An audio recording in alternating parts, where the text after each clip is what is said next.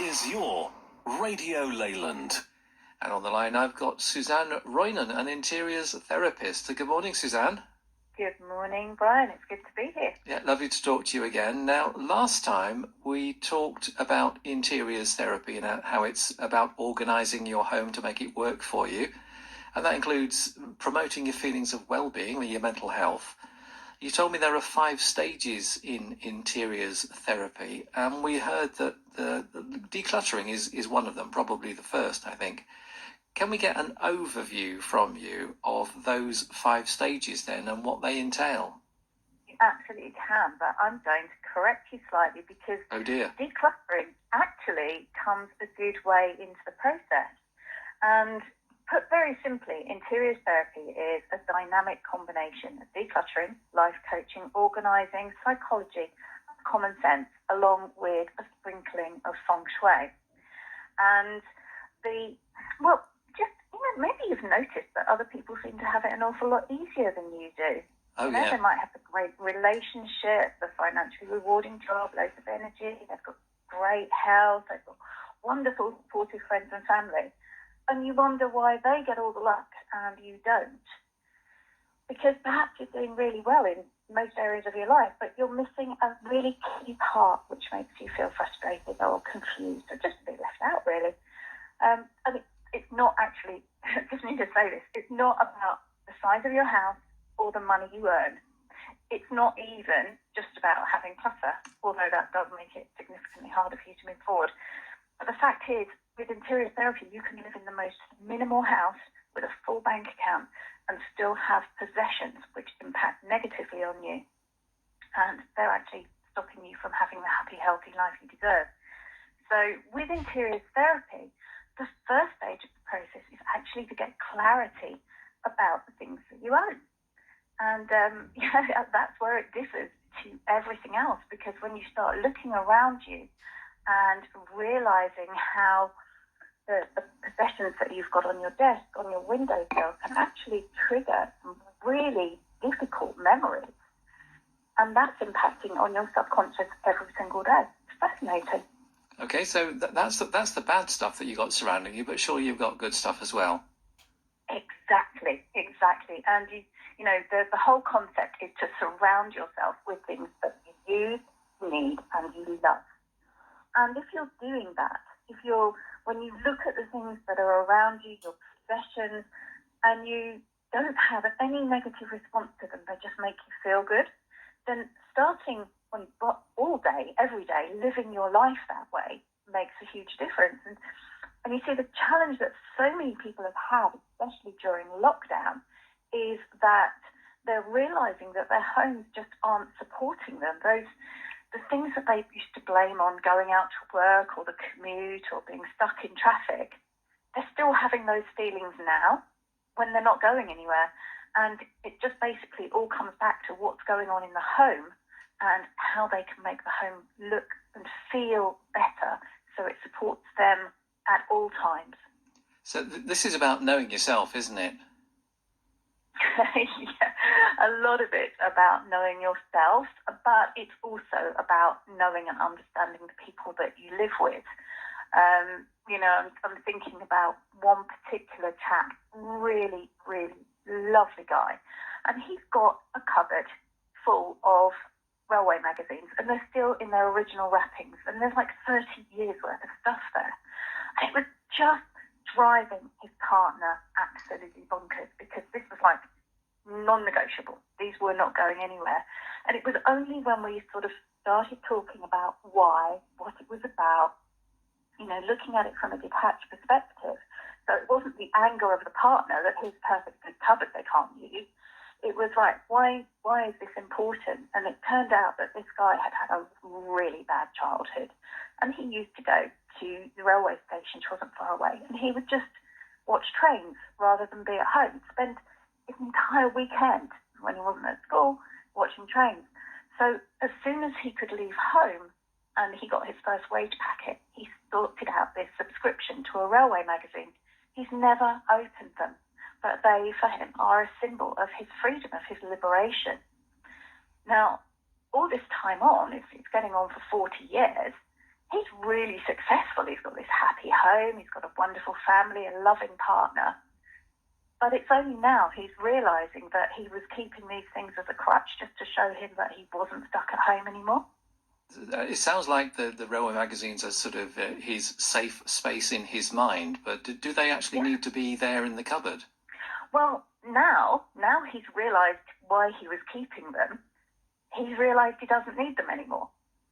So it's a case of, yeah, okay, well, they served their purpose. They gave me that stability and reassurance that I wasn't trapped in an unhappy home anymore. So now he's actually investigating the various places that he could donate them to. But they haven't gone yet, purely and simply because with lockdown, they need to go somewhere that they can make a difference, because obviously they're a valuable record. Absolutely. So there's the clarity for him, and we'll all get similar things in some way.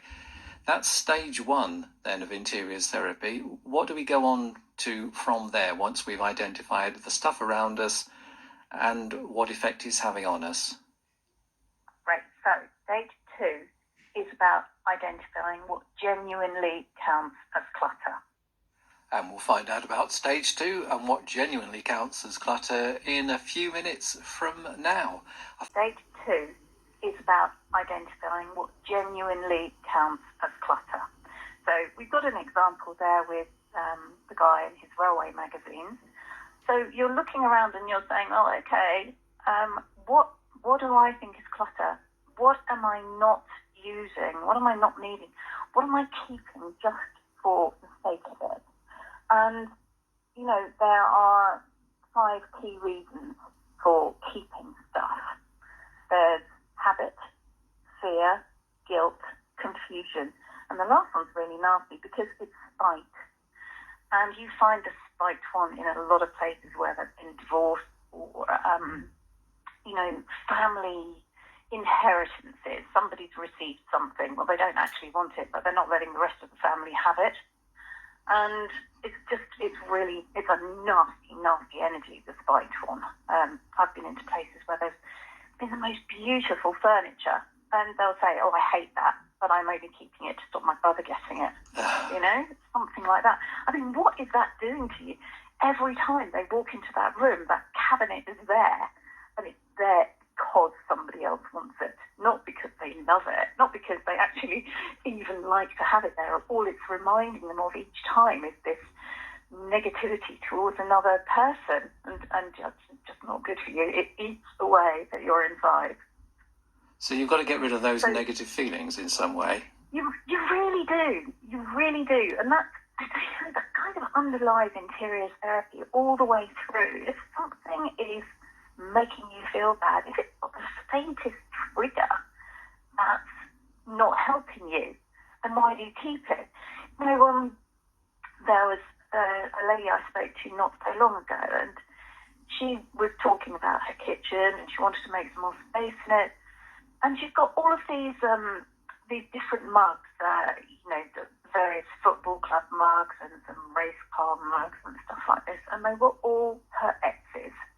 And he doesn't want them. But they're perfectly good mugs. So she's thinking, they're perfectly good. Why would I get rid of them? Why would I waste them? And yet every time she opens the cupboard, it's like he's there with her. Mm-hmm. And she doesn't want that energy. So, of course, what she's done is she's packaged those up and they will go off to a charity store or a homeless shelter or wherever she can get them off to as soon as the opportunity arises. So, one man's treasure is another man's trash. Mm-hmm. It's understanding what is the trash for you and where do you donate, recycle, repurpose, gift, that stuff, so it is out of your home permanently. All right, so we've got clarity on what's around us and what we want, how we want to feel. We've identified our genuine clutter and the way it's making us feel bad. What's our next stage? Okay, so the next stage is to clear. And, you're combining what you've learned from the clarity and the clutter, and those things are automatically going out of your life. But then you are really getting down to the nitty-gritty. You're looking for things like cobwebs, for example. Cobwebs are evidence of stagnation in your home. So that's telling you that the energy is not moving around the way it should. That often happens around clutter, but it also happens in the corners of rooms and rooms which aren't used as much as other places. So we're talking about really deep cleaning all the way through. This is kind of Mrs. Hinch on steroids. And then the place just starts to feel a lot more loved again. Air your home. Stick a feather duster around, get the vacuum cleaner into those dark spaces, because it's going to make such a huge difference. So, yeah, with the clear process, you're going through everywhere and you're basically just reclaiming it for yourself. And it can be hard work. It can be emotional. I mean, especially while you're letting stuff go, that can be incredibly emotional if it attaches to a marriage or somebody that you've lost. I can remember when we had to make a decision for my dad's stuff to go. My heart, surprisingly, is not made of stone. It was awful for me, but at the same time, I knew that there was no value to all of his stuff filling wardrobes and cupboards when it could be used by somebody else, So there is a real emotion at the clear stage, but once it's done, it's just liberating. It's absolutely fantastic. Well, it's nice to know that Suzanne's heart is not made of stone. I'm not surprised by that at all. That's Suzanne Roynon, interiors therapist, talking about interiors therapy. It's all about getting clarity, finding out about your clutter, what's genuine clutter, and then what do you do after that? You declutter. Yeah, so there are 5 stages. I've actually written down in my notes only 4 stages, but you will note that we've only heard about the first 3 stages, and you can hear about the last 2 stages of interiors therapy next Monday on Breakfast with Mark Wolverson. And once again, that'll be around 8:15 in the morning. So interiors therapy. If you'd like to find out more before then and get ahead of the game, it's interiorsTherapy.com is Suzanne's website. You can also find her on Instagram. That's interiors, I think it's -therapy. It might be _therapy. And of course on Facebook as well. Just type in the word interiors therapy. Just one single word, interiors therapy, and you'll find Suzanne on Facebook as well.